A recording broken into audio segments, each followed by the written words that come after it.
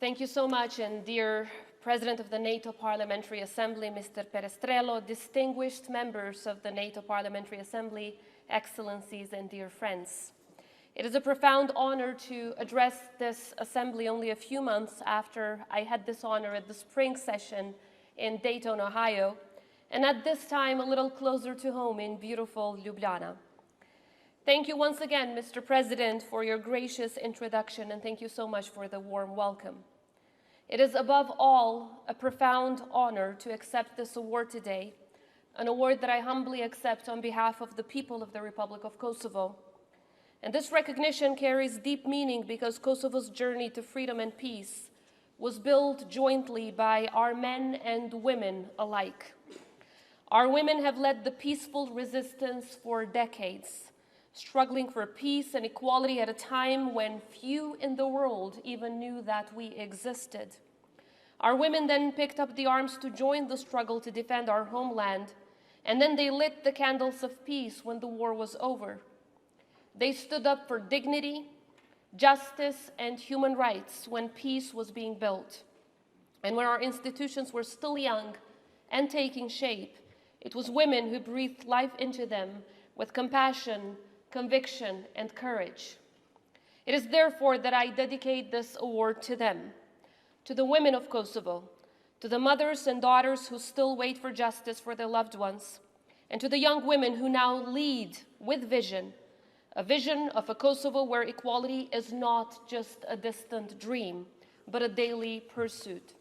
I still remember the sound of the first NATO planes flying above our cities, not as a sound of war, but as a sound of hope returning, as the strongest symbol of peace coming. It was then that we learned a truth that will forever define us.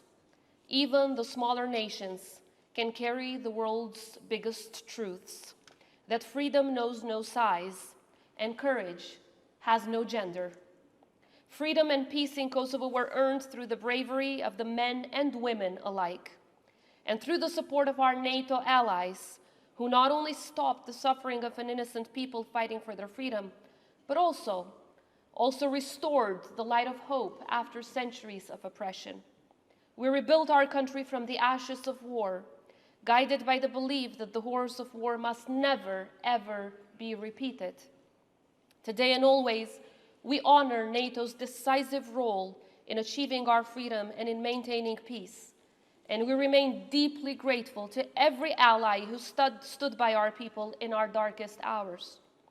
So when we look at NATO, we don't simply see a fortress of force, but a symbol of peace, a force for good, a living example of how nations, when united in purpose, can make the world not just safer, but also so much better.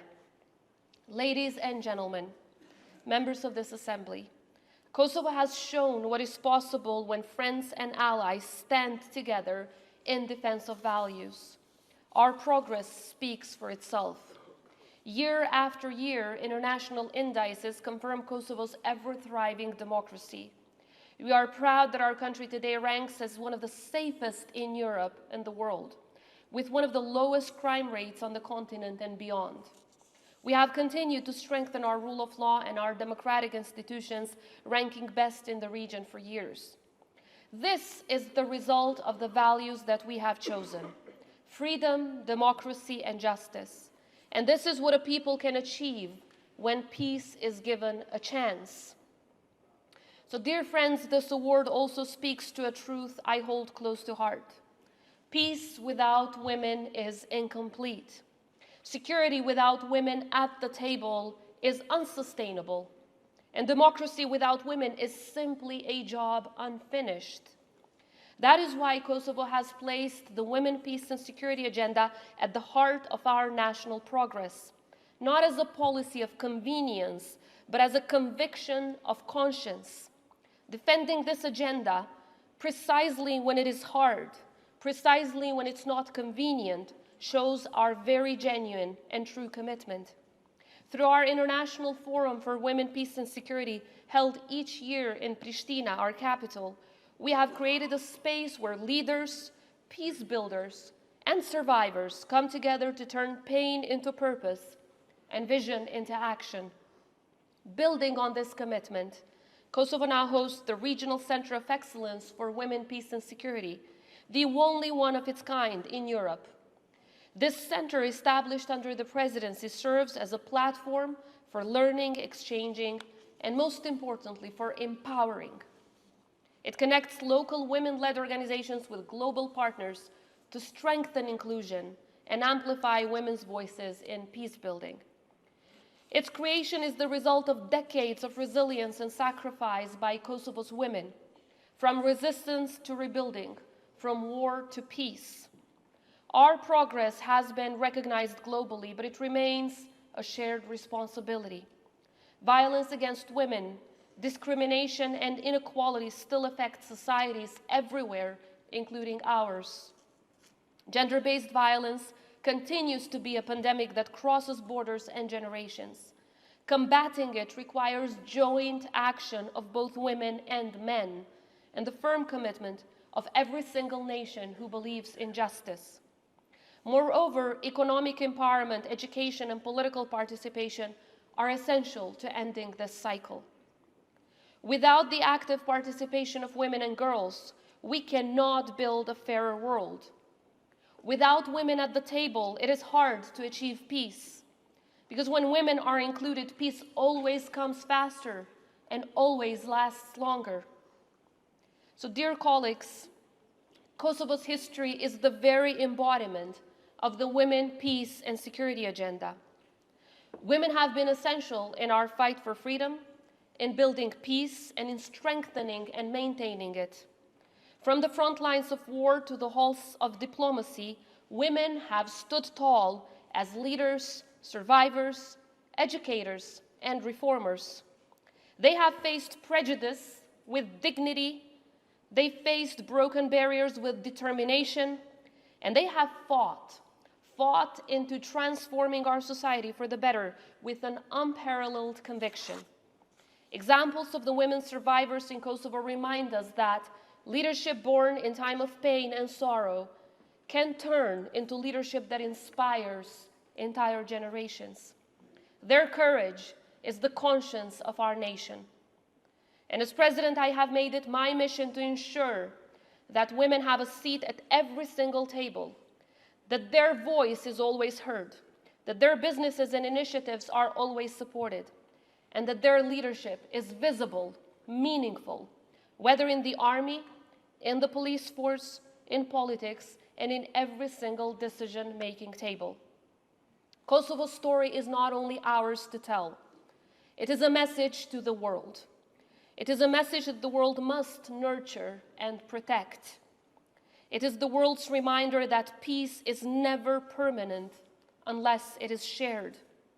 Today in Ukraine, in the Middle East, and in every corner around the world, where civilians plead for justice, the lesson of Kosovo stands: never, ever look away. And there is another lesson that history has taught us well, over and over again. Do not appease dictators. Do not appease autocrats. Because every single time that they are appeased, they grow bolder, their violence spreads, and innocent people, mostly women and children, have to pay the price. History has shown us time and again, from Europe's darkest hours to today's battlefields, when democracies stay silent, tyranny prevails. And this is why we must stand against them, firmly, united, and principled.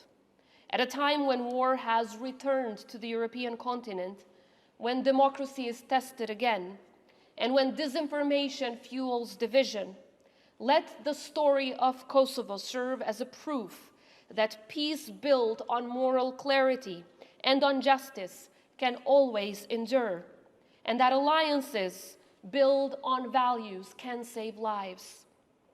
Let's make sure that this alliance of values, this alliance of freedoms, this alliance of democracies is so much stronger than the alliances built between dictators. So, ladies and gentlemen, When women and men lead side by side, nations are strong. When nations unite, peace always endures and prevails. And when peace endures, humanity prevails. This award will stand in the office of the President of the Republic of Kosovo, but please rest assured that every day it will lift the spirit of an entire people. Allow me to end with my deepest gratitude to the NATO Parliamentary Assembly, to President Perestrello, and to all those who continue to stand by our people as we strive toward our full membership in the Euro-Atlantic family.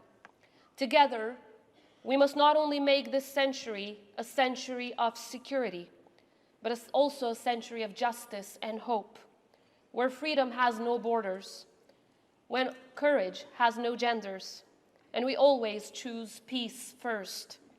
May the next generation inherit not our fears, but our faith.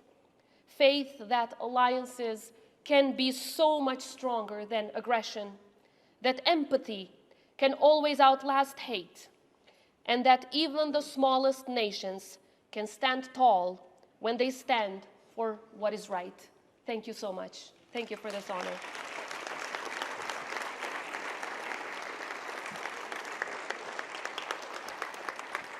Thank you so much once again. Thank you. This is beautiful. Congratulations. Thank you. I appreciate it. Thank you so much. It means a lot. For us too. Thank you. For all of us together and for your contribution to Kosovo. Thank you.